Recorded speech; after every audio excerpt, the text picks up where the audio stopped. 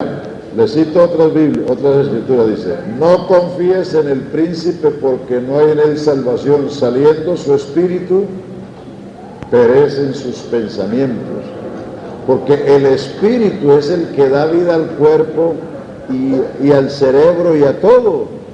Si no hay espíritu, se está muerto. Entonces, lo que se llama alma, discriminando al hombre por partes, es las facultades que lo hacen diferente, que usted piensa, que usted razona, que usted tiene inteligencia, que usted se duele de lo que ve o de lo que oye o se alegra. El animal no puede hacer eso.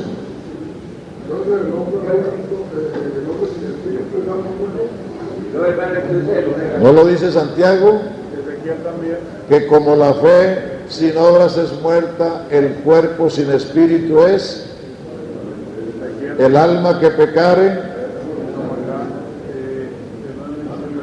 En Ezequiel 37 hay una explicación clara de cuando los cuerpos se juntaron y hubo carne ya y tuvieron tiempo, pero están sin vida hasta que el espíritu entró en ellos. Sí. Entonces un cuerpo sin... Sí, es que, hermanos, el alma es esa parte, pero no es algo tangible. Esa parte que hay en el hombre a diferencia del animal. A ver, Mano Calderón. Comprender lo que usted dijo, y realmente estoy de acuerdo, pero hay partes en la Biblia que tratan como de señalarnos otra cosa. Por ejemplo, en Apocalipsis dice: y vi Las almas. tronos y sentaron sobre ellos los que recibieron facultad de juzgar, y vi las almas de los decapitados. Es decir, esto da a entender que los decapitados estaban allí y estaban viendo las almas. Entonces, en ese caso, No. y vi los cuerpos, todo el conjunto. No. En primer lugar, uno tiene que ubicarse en lo que lee. Juan fue en espíritu al cielo y estaba viendo lo que sucedía en el cielo y lo que sucedía en la tierra. Profecía es trasladarse al tiempo de los acontecimientos. Así como Isaías vio a Jesús crucificado, él lo vio. Jesús mismo lo dijo. Esto dijo Isaías de él escribió Isaías cuando vio su gloria y habló de él. Él lo vio. Entonces Juan estaba transportado al tiempo de los acontecimientos. Vi las almas. No fue que vio una sustancia aparte de ellos, sino vio las personas que habían sido decapitadas. Lo que pasa es que existe la idea Claro. los avisos salen y dicen que una misa por el alma de fulano. Es que eso viene, ese fue el problema de Corinto. No, un momentico. Vea, es que ese era el problema de Corinto. Eso viene de la filosofía griega. Lo que el catolicismo cree es una mezcla de paganismo, y la filosofía griega tiene mucho que ver con eso porque estaba en su apogeo en ese entonces. Entonces Corinto era una ciudad, un puerto de Grecia, ahí cercano a Atenas, a la cuna de la filosofía. Entonces los corintios estaban influidos por eso, o sea, creyendo en una inmortalidad sin la resurrección. Entonces lo que el Evangelio enseña es que el hombre es mortal porque es pecador, pero que Él vino y dio su vida por nosotros y la volvió a tomar, y al vencer la causa quitó la consecuencia. ¿Cuál es la causa de la muerte? ¿Cuál es la causa de la muerte? El pecado. ¿Cuál es la consecuencia del pecado? La muerte. Jesucristo quitó la causa y la consecuencia. Jesucristo quitó el pecado, llevó nuestros pecados en su cuerpo sobre el madero, venció al emperador de la muerte por medio de su muerte. Él con su sacrificio quitó la causa, quitó el pecado, y con la resurrección quitó la consecuencia, o sea, la muerte. Cristo quitó la muerte y sacó a la luz la vida y la inmortalidad por el Evangelio. Entonces, por eso dice, la resurrección es en su orden, Cristo el primero y luego ¿quién? Los que son de Cristo, porque para participar de esa resurrección, que es la primera, hay que ser santo y bienaventurado. Bienaventurado y santo el que tiene parte en la primera resurrección, porque la segunda muerte no le hará daño. Es que la primera resurrección no se refiere a tiempo solamente, sino se refiere a la clase de resurrección. ¿Me explico? La primera resurrección no se refiere a tiempo, sino a la clase. Bienaventurado y santo el que tiene parte en la primera resurrección, la segunda muerte no le hará daño, sino que serán sacerdotes de Dios y reinarán con Cristo 1000 años, porque la primera resurrección es una resurrección semejante a la de Cristo. Un cuerpo corruptible transformado en incorruptible, mortal en inmortal, terrenal en gloria, animal en espiritual.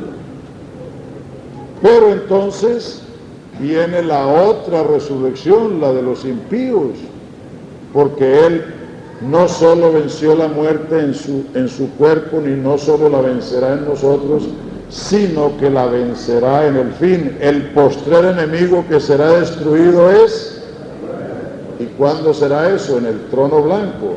La muerte se vence no evitando morir, sino resucitando. Cuando todos los que están en los sepulcros, cuando el mar de los muertos, la tierra de los muertos y el infierno de los muertos, y todos estén los muertos grandes y pequeños delante del trono de Dios, la muerte habrá sido vencida, porque no habrá quedado ninguno en sus garras. Todos habrán resucitado.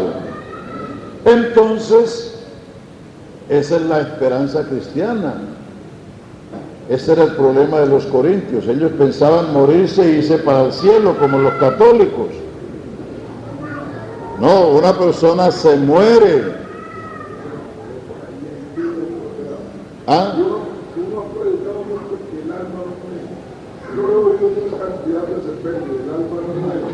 No, lo que no muere es el espíritu. ¿Ah?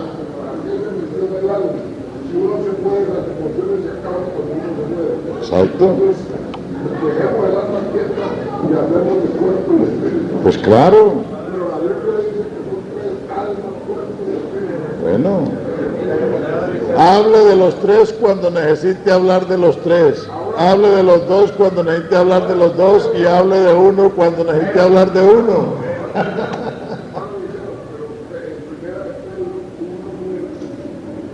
Ay, si me traen por aquí un poquito de agua, que estoy seco. Agüita, pero con dulce, ¿no? A ver, pues. A ver, pues. ¿Qué es la salvación de vuestras almas? ¿Y qué es la salvación? ¿Qué es la salvación? Lo que... Todo, mi querido, todo. Todos. Precisamente, ¿no ves que la redención? Claro, acabamos de estudiar en Romanos 8, esperando la redención de nuestro cuerpo. en esperanza fuimos salvos, pero lo que se ve no es esperanza, porque lo que alguno ve, ¿a qué esperarlo? La redención incluye cuerpo, espíritu y alma. Por eso dice que vuestro espíritu, alma y cuerpo sean irreprensibles. Por eso habla de que la palabra quiebra el alma, el espíritu. Por eso la gente llora, por eso la gente tiembla, por eso la gente se conmueve cuando se predica la palabra como la espada del espíritu. La gente llora, moquean, tiemblan. Sucede todo esto, ¿por qué? Porque se conmociona la persona, la mente, el espíritu y el cuerpo. Exacto. Lo que pasa es que la Biblia no hay que cogerlo de una parte para contradecir lo otro, sino acomodarlo y aceptarlo. Claro. Vea, hermano. A la generación de Noé, ¿qué dijo Dios? A la generación de Noé le dijo Dios esto: no contenderá mi espíritu con el hombre siempre, porque el hombre es carne. Serán sus años 120. ¿Será que el hombre es pura carne? No, Dios habló del hombre así, y ahí lo incluyó todo. Génesis 46, cuando habla de los descendientes de Jacob que fueron a Egipto, y las almas que descendieron a Egipto fueron 70. En los días de Joel derramaré mi espíritu sobre toda carne. Hay gente tan ingenua que han pensado que hasta las vacas van a recibir el Espíritu Santo, porque dice que toda carne recibirá el Espíritu. Pero es que está hablando del hombre como carne, pero el hombre no es pura carne. Eso lo sabemos a carta cabal, pero Dios lo llama así. El Espíritu de Dios da testimonio a nuestro espíritu que es en la tierra. De que somos hijos de Dios. A nuestro espíritu. Claro. Nuestro espíritu. ¿Qué es nuestro espíritu? Pues el espíritu que tenemos, el espíritu como hombre. Que usted no tiene dos espíritus, usted tiene el espíritu de Pablo. El bautismo del Espíritu Santo es un baño de la presencia, una unción. No, yo lo entiendo, es que yo...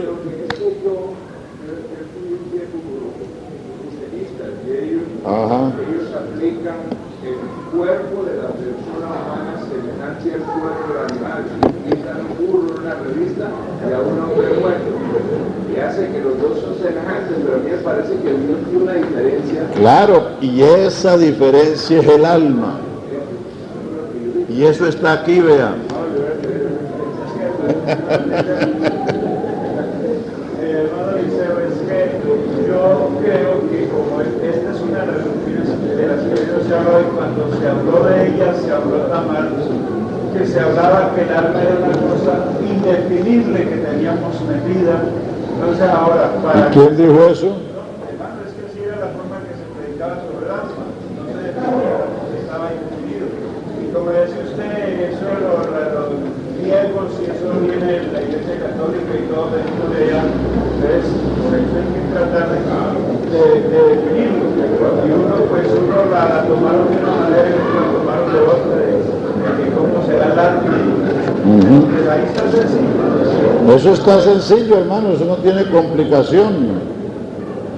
Bueno, aquí hay una muy interesante, que ya se está acabando el tiempo. A ver, el último.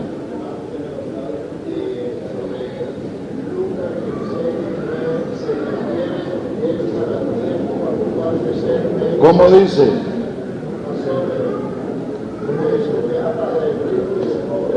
Ah, no, es que eso es una figura.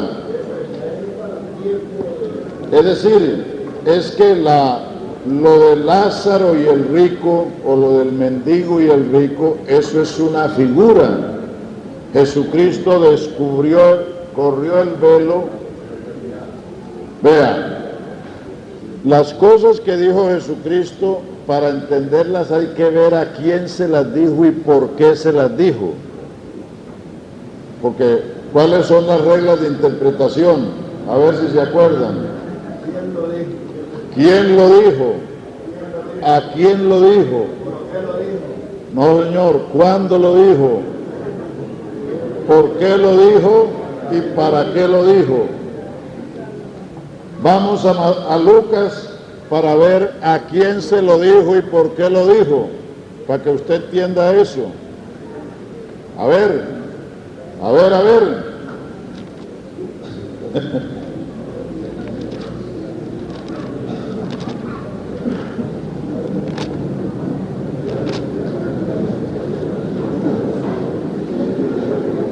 El capítulo 16 habla del mayordomo infiel. Versículo 14 dice: oían estas cosas los fariseos que eran avaros y se burlaban de él. Entonces les dijo, vea la relación de la parábola del mayordomo infiel con lo que sigue. Y oían también estas cosas los fariseos que eran avaros y se burlaban de él. Entonces les dijo, vosotros sois los que os justificáis a vosotros mismos delante de los hombres, mas Dios conoce vuestros corazones, porque lo que los hombres tienen por sublime delante de Dios es abominación. La ley y los profetas hasta Juan profetizaron, o hasta Juan, desde entonces el reino de Dios es anunciado. Y entonces, verso 19, había un hombre, o sea que le refirió esto a los fariseos que eran avaros y que se burlaban de él. Entonces les habló esto del rico y del pobre, porque nadie se va a salvar por pobreza, ni nadie se va a condenar por riqueza. Ni Abraham tampoco es el que va a decidir quién se va a ir para un lado ni quién se va a ir para el otro, sino que esos son figuras. Estar en el seno de Abraham es estar en un lugar de honra, porque Abraham es el hombre más reverenciado de Israel, porque es el padre de la nación. Entonces hay que saber a quién se lo dijo y por qué se lo dijo. ¿Por qué le dijo Jesús esto a los fariseos? Porque ellos eran avaros y se burlaban de Jesucristo respecto a lo que él enseñaba. Entonces, ¿qué hizo con esto Cristo? Mostrarles lo que va a suceder. Que el hombre rico puede hacer banquete con esplendidez y puede hacer todo lo que sea, pero le espera al otro lado el juicio. Y el otro, aunque sea un mendigo, un miserable, aunque sea una persona menospreciada del mundo, de la gente, pero si tiene su fe, pues entonces va a ser salvado. Pero no es que la pobreza va a salvar a nadie, ni la riqueza va a condenar a nadie. A ver, hermano. ¿Qué significa o cómo se explica lo que dice el capítulo 16, verso 9? Yo os digo, ganad amigos por medio de la riquezas justas, para que cuando estas falten. Es que, hermano, vea, es que vea, una parábola no se puede a cada trocito sacarle una interpretación. Una parábola es una historia que puede ser cierta o no, y que se hace para dar una ilustración. Vamos a decir, vamos a poner un ejemplo. Escuchen, la parábola del hijo pródigo, la parábola de la oveja perdida y la parábola de la dracma perdida, ¿qué encierran esas tres parábolas? que el Señor se alegra más de un pecador que se salva que de 99 justos que no necesitan arrepentimiento. Entonces, no es para buscarle a cada detalle de la palabra una interpretación, sino una interpretación global. Exacto. Entonces, lo que el Señor dijo era que los hijos de este siglo eran más sagaces que los hijos de luz, porque el siervo, al verse desbancado de su puesto y que le daba pena mendigar y que cavar no podía, o sea que no podía igualarse a los peones allá echando asadón o cavando, entonces dijo: haré esto, les voy a rebajar aquí tanto para que cuando quiten el empleo ellos me reciban en las casas y yo tenga recostadero, tenga arrimadero. Entonces, esa es la parábola. Ahora, la conclusión de la parábola está en lo que dice más adelante. En los versos 10 en adelante: el que es fiel en lo muy poco, también en lo más es fiel. Y el que en lo poco es injusto, también en lo más es injusto. Pues si en las riquezas injustas no fuisteis fieles, ¿quién os confiará lo verdadero? Y si en lo ajeno no fuisteis fieles, ¿quién os dará lo vuestro? Ningún siervo puede servir a dos señores, porque aborrecerá al uno y amará al otro, estimará al uno y menospreciará al otro. No podréis servir a Dios y a las riquezas. Esa es la conclusión, no se podía ir con ambos. Entonces, ese es el sentido global. Pero vea, aquí hay una cosa más interesante, más general, que creo que, aunque se ha tratado en otras veces, hay gente nueva. Hermanos, preguntan los obreros nuevos que los adventistas dicen que la tribulación de la marca de la bestia alcanzará a la iglesia. Ve, hermanos, la doctrina de que la iglesia pasará por la gran tribulación nació después del año de 1960. ¿Por qué? Porque en esta versión le agregaron el artículo la. En la antigua versión no dice estos son los que han salido de la gran tribulación, sino de gran tribulación. Al poner el artículo está especificando que salieron de la gran tribulación.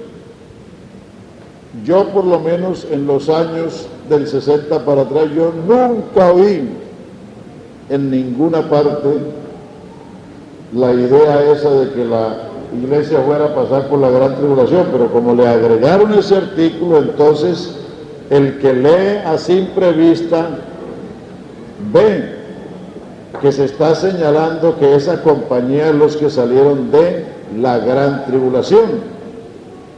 Pero hay abundantes escrituras, y léalas, que se las voy a citar. A ver, hermano, pongas eléctrico con la Biblia. Ya leímos la primera ayer en Romanos 5. En Romanos 5, que dice: estando ya justificados en su sangre, por él seremos salvos de la ira. Romanos 5, 9. La gran tribulación es la ira de Dios sobre el mundo pecador. Siendo pecadores, Cristo murió por nosotros, mucho más estando justificados seremos salvos de la ira. Primera de Tesalonicenses 1, 9 y 10. esperar de los cielos a su Hijo, quien nos libra de la ira venidera. Tesalonicenses 1:10.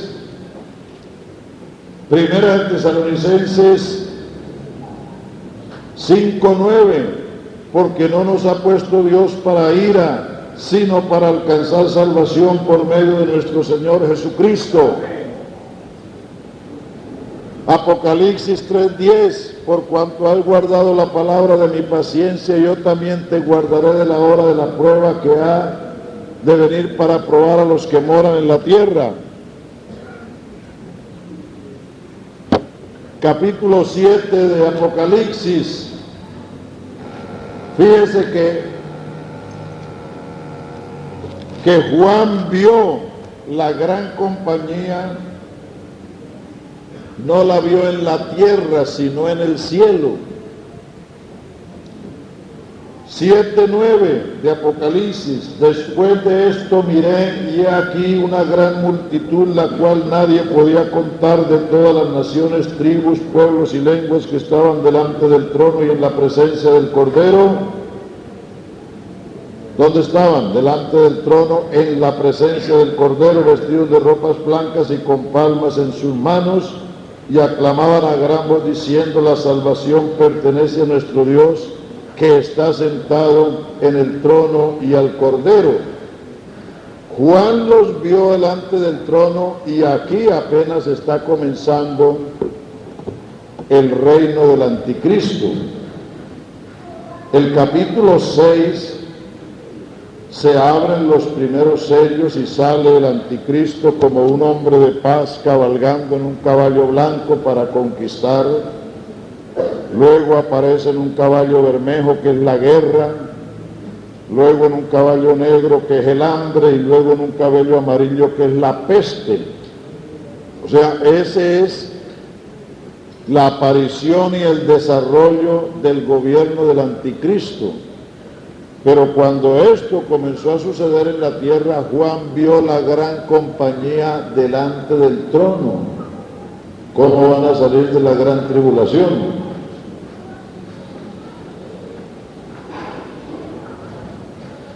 Otra todavía más.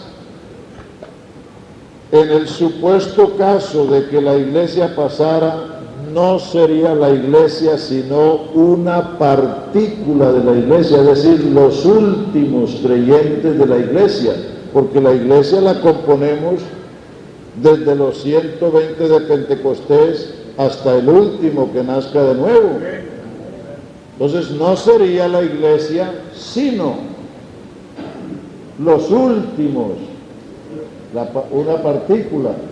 Hay algo también ahí, cuestión del lenguaje, ¿no? Que se salieron de ese pasado. Sí.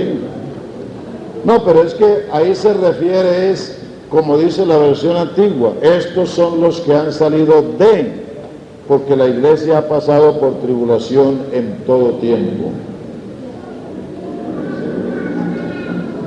Sí. El capítulo 7, que habla de gran revelación, y el capítulo 20 no es la misma revelación.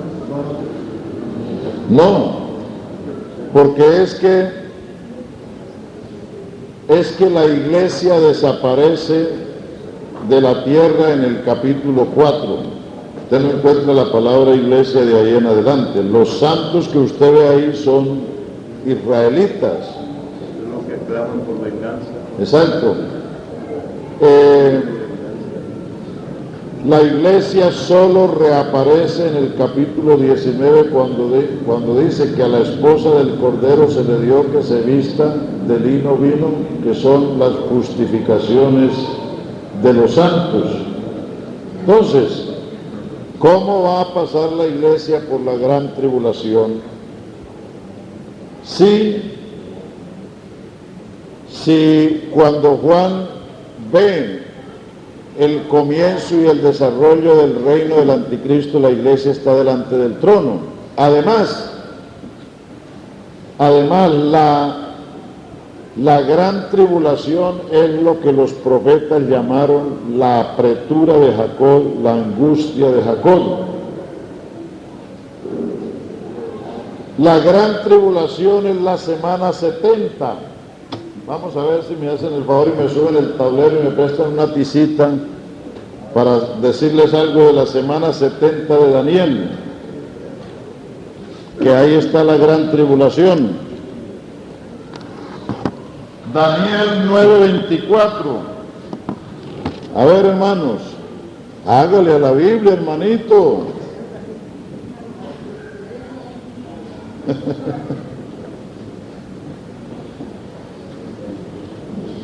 Daniel 9:24.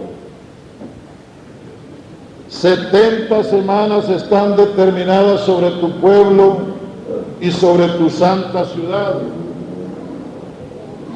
¿Cuál es el pueblo de Daniel y cuál es la ciudad de Daniel? ¿Cuál es el pueblo de Daniel y cuál es la ciudad de Daniel? ¿Cómo? Israel y Jerusalén.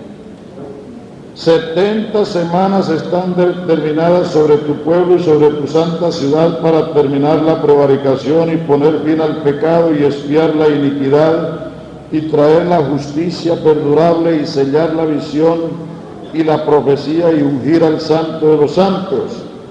Sepa pues, o sabe pues, y entiende que desde la salida de la orden para restaurar a Jerusalén hasta el Mesías príncipe habrá 7 semanas y 62 semanas, y se volverá a edificar la plaza y el muro en tiempos angustiosos. 69, 62 y 67, ¿cuánto es?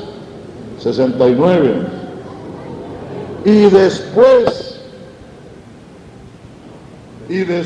de las 62 semanas se le quitará la vida al Mesías, no por sí, y el pueblo de un príncipe que ha de venir destruirá la ciudad y el santuario, y su fin será con inundación. Hasta el fin de la guerra durarán las devastaciones. Y por otra semana, que es la 70, confirmará el pacto con muchos. A la mitad de la semana hará cesar el sacrificio, la ofrenda, y después cuando venga la consumación y lo que está determinado se derrame sobre Jerusalén, sobre el desolador.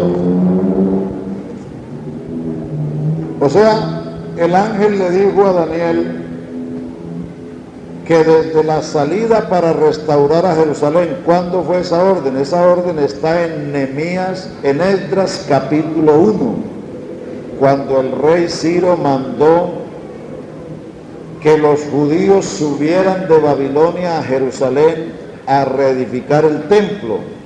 Entonces él dijo, desde la salida habrá 62 y 7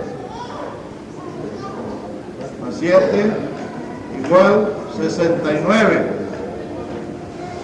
69 semanas hay desde cuando salió la orden de restaurar a Jerusalén por el rey Ciro. Eso está en Esdras capítulo 1, hasta el príncipe, hasta el Mesías príncipe, y se le quitaría la vida al Mesías. Entonces, desde esa fecha de la restauración de Jerusalén hasta la muerte de Cristo hubo 69 semanas. Entonces, como cuando Cristo vino fue rechazado por su pueblo Israel, a los suyos vino y no lo recibieron, entonces se abrió el paréntesis.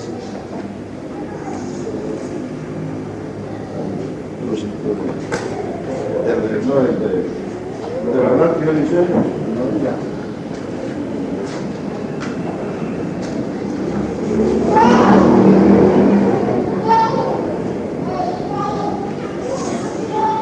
Bueno, entonces aquí está.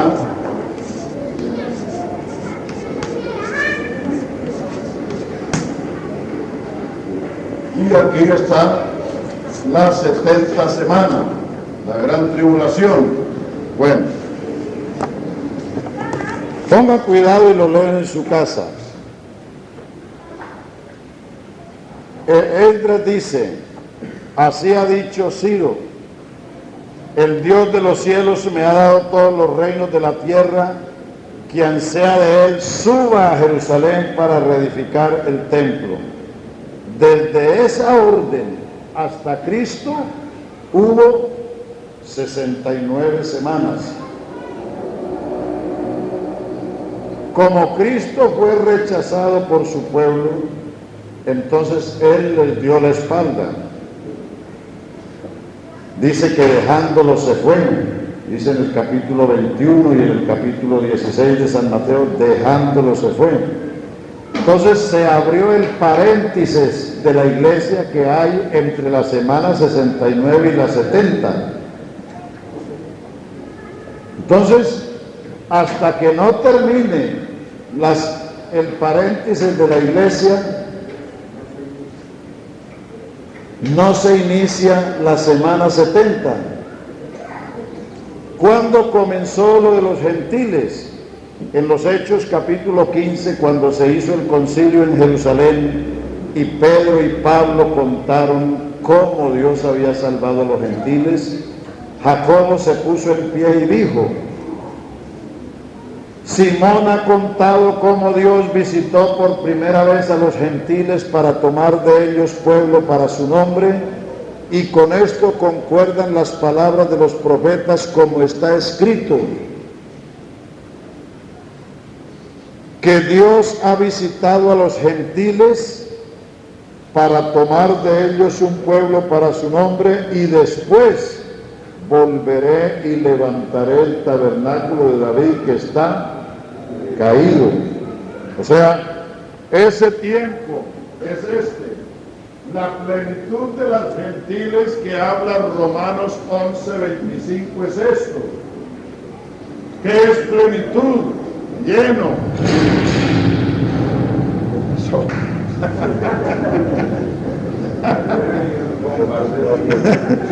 ¿Qué pasó? Nada. ¿Qué es plenitud? Plenitud es lo que llega al tope, lo que rebasa. Este vaso está medio. Ponerlo pleno es llenarlo hasta el borde. Entonces, en el concilio de Jerusalén, Pedro dijo que con la visita de Dios a la casa de Cornelio había comenzado la visita de Dios a los gentiles para tomar de ellos un pueblo para su nombre. Ese pueblo es la iglesia, y dice, y después de esto me volveré y levantaré el tabernáculo de David que está caído. Entonces, cuando Pablo en Romanos 11:25 dice, y cuando haya entrado la plenitud de los gentiles, entonces todo Israel será salvo. O sea, para que la semana 70 venga, tiene que cerrarse este paréntesis, que es la plenitud de los gentiles, que es el tiempo de la iglesia, y entonces comenzará la semana 70, que es la apretura de Jacob, la angustia de Jacob, es para poner a Israel en cintura para que se convierta, porque entonces vendrá de Sión el libertador que quitará de Jacob la impiedad, y entonces todo Israel será salvo. ¿Cómo va a pasar la iglesia por la gran tribulación? Si la gran tribulación es la semana 70. Perdone la interrupción. No sé, por favor, si estoy equivocado yo.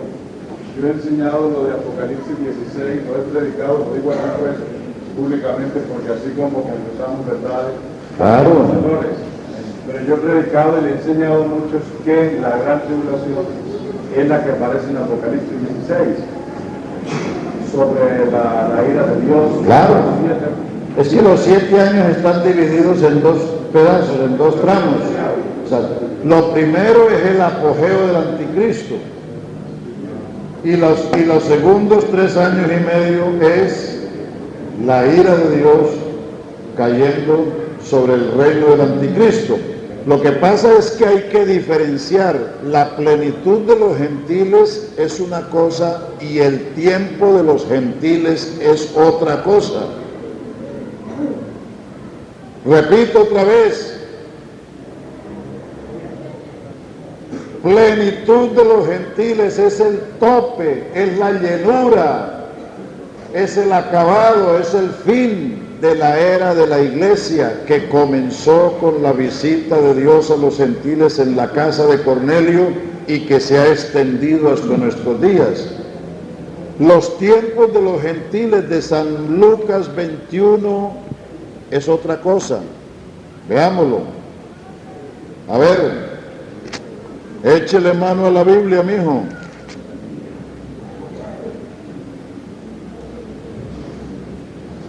Versículo 21 del capítulo 21 de Lucas: entonces los que estén en Judea huyan a los montes, y los que en medio de ella váyanse, y los que estén en los campos no entren en ella, porque estos son días de retribución, para que se cumplan todas las cosas que están escritas. Mas hay de las que estén en cinta y las que crían en aquellos días, porque habrá gran calamidad en la tierra e ira sobre este pueblo, y caerán a filo de espada, y serán llevados cautivos a todas las naciones, y Jerusalén será hollada por los gentiles hasta que se cumplan los tiempos de los gentiles, o hasta que los tiempos de los gentiles se cumplan. Esto es otra cosa. Los tiempos de los gentiles comenzaron con la invasión de Nabucodonosor a Judea. Los tiempos de los gentiles en los gobiernos gentiles. Cuando Dios sacó a Israel de Egipto, Israel fue su consagrada heredad, fue su reino. Beceréis un reino de sacerdotes y de gente santa. Cuando Jehová sacó a Israel del pueblo bárbaro, Judá fue su consagrada heredad e Israel su señorío. Ese era su reino. Él reinaba en ellos a través de los jueces y luego a través de los reyes, porque note que David era rey de Israel, pero era príncipe de Jehová, porque el rey es Jehová. Entonces,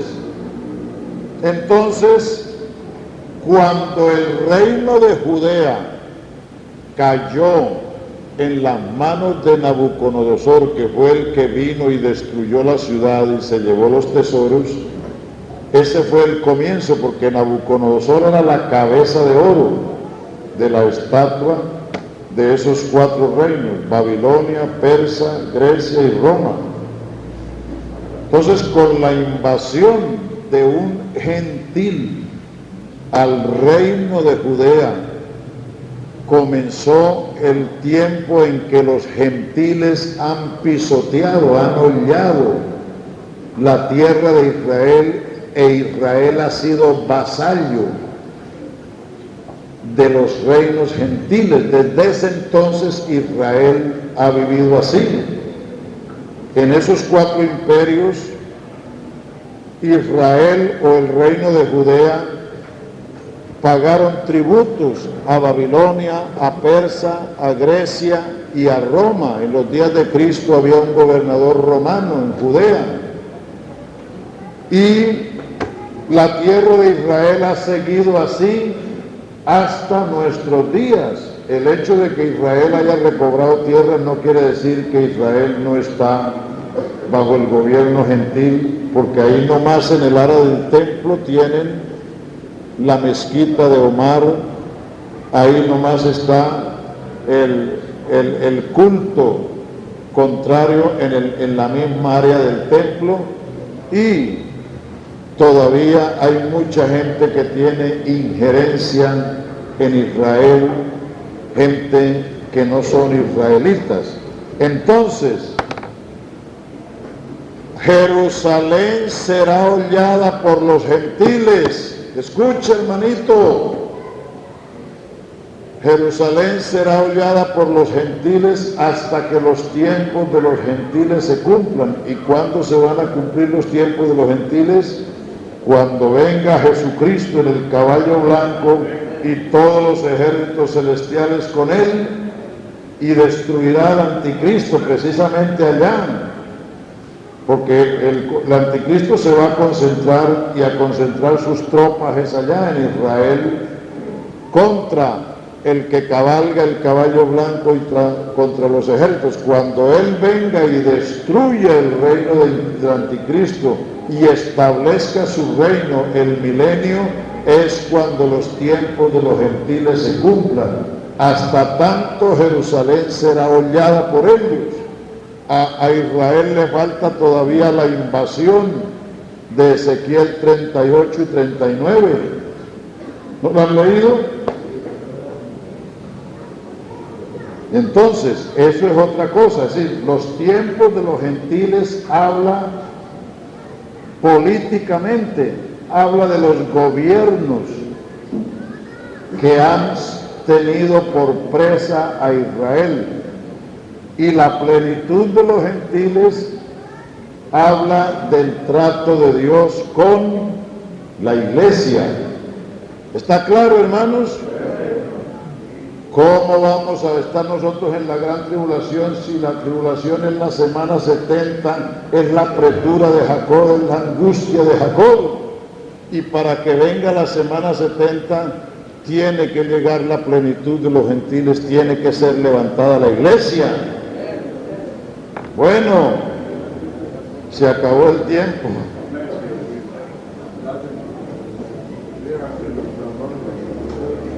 ¿Cómo? Las preguntas cuando no pueda. A ver, hermano.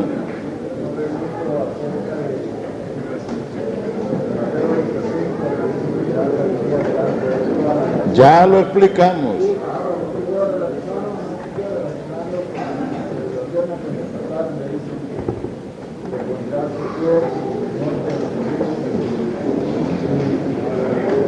Ah, que si se relaciona con eso, claro.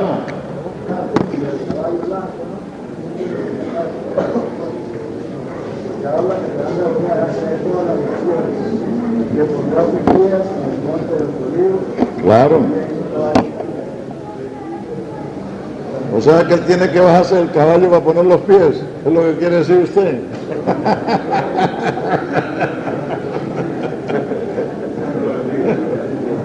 No, es que esos son figuras, hermano.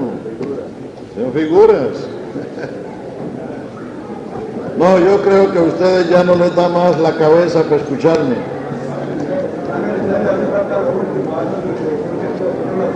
¿A qué? A ver, hermano.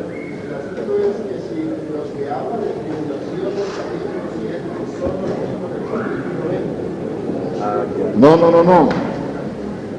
Los del capítulo 20 son los decapitados en la gran tribulación, pero van a participar de la primera resurrección, porque por eso dije que la primera resurrección no se refiere a tiempo, sino a la calidad de la resurrección. ¿Me explico? Aquellos van a participar y van a reinar, aunque murieron en la gran tribulación, porque la primera resurrección no se refiere simplemente a tiempo, sino a la clase. Esa es la iglesia, y los del 20 son los decapitados en la gran tribulación. Pero no son de la iglesia esos. Bueno, yo creo que fines, ¿no? Entonces, hermanos, la dirección o el teléfono.